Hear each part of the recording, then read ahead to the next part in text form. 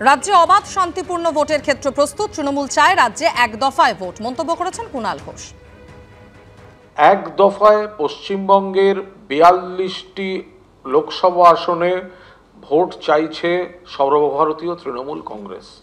কারণ এ রাজ্যে অবাধ গণতান্ত্রিক শান্তিপূর্ণ নির্বাচনের ক্ষেত্র প্রস্তুত রয়েছে। দুই হচ্ছে, এর আগের বার ২১ সালের বিধানসভা নির্বাচনে ৮ দফায়, করোনার মধ্যে ৮ দফায় ভোট করেছিল নির্বাচন কমিশন। তৃণমূল কংগ্রেসই তো বিজয়ী হয়েছে। তার কারণ এই ক দফায় হচ্ছে কি হচ্ছে এগুলো সব পরের কথা। মানুষের সঙ্গে সংযোগ আছে না নেই, মানুষ চাইছেন কি চাইছেন না। তো ফলে আমরা বলছি যে দীর্ঘদিন ধরে পশ্চিমবঙ্গে বিরোধীদের দাবি মেনে কয়েক দফায় ভোট, এতদিন ধরে স্কুল কলেজগুলোকে আটকে রেখে কেন্দ্রীয় বাহিনীর থাকা, পঠন পাঠন বিঘ্নিত হওয়া, এই ধরনের কাজকর্ম না করে এক দফায় বাংলায় আমরা ভোটের দাবি জানাচ্ছি। অর্থাৎ রাজ্যের শাসক দল যখন বারবার বলছে যে রাজ্যে শান্তিপূর্ণ ভোট করানোর পরিস্থিতি রয়েছে, তখনই বিরোধীরা বারবার সরব হচ্ছেন। ২৭ দিনে ৫৬ জন খুন হয়েছে বাংলায়। এই পরিস্থিতি তৈরি না হলে কেন্দ্রীয় বাহিনীরও প্রয়োজন হতো না, পাল্টা শ্রমিক ভট্টাচার্য। ২৭ দিনে ৫৬ জনকে খুন করেছিলেন, ভুলে গেছেন? সব সময় হিসাব হবে, বন্দুকের বদলা বন্দুক দিয়ে নয়, আইনি বিচার হবে।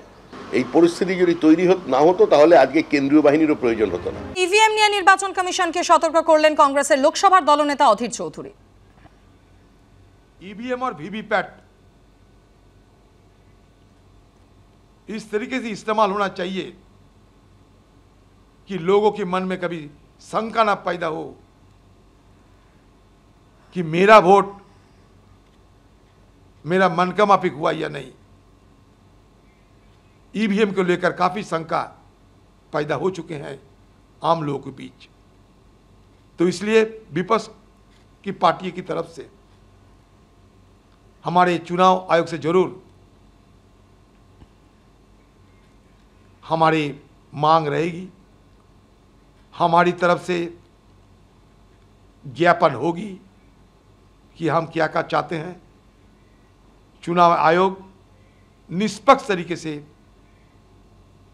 चुनाव को समापन करे, ये हमारा चुनाव आयोग से उम्मीद रहेगी। রাজ্যপাল সিভি আনন্দ বোস তিনি বলছেন, ভোটের প্রথম দিন থেকেই ময়দানে থাকব, হিংসা এবং দুর্নীতি রোখাই আমার প্রাথমিক লক্ষ্য। রক্ত দিয়ে রাজনৈতিক হোলি বাংলায় আর হতে দেওয়া যাবে না। ভোর ৬টা থেকে রাস্তায় থাকব, মন্তব্য রাজ্যপালের। I will be in the field right from day one of the election.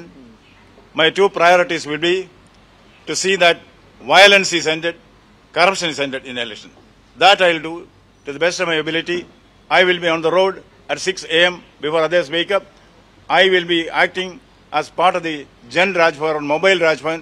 I will be available with the people. You know what I once said during the Panchayat election? Political holy with the human blood will not be allowed in Bengal anymore.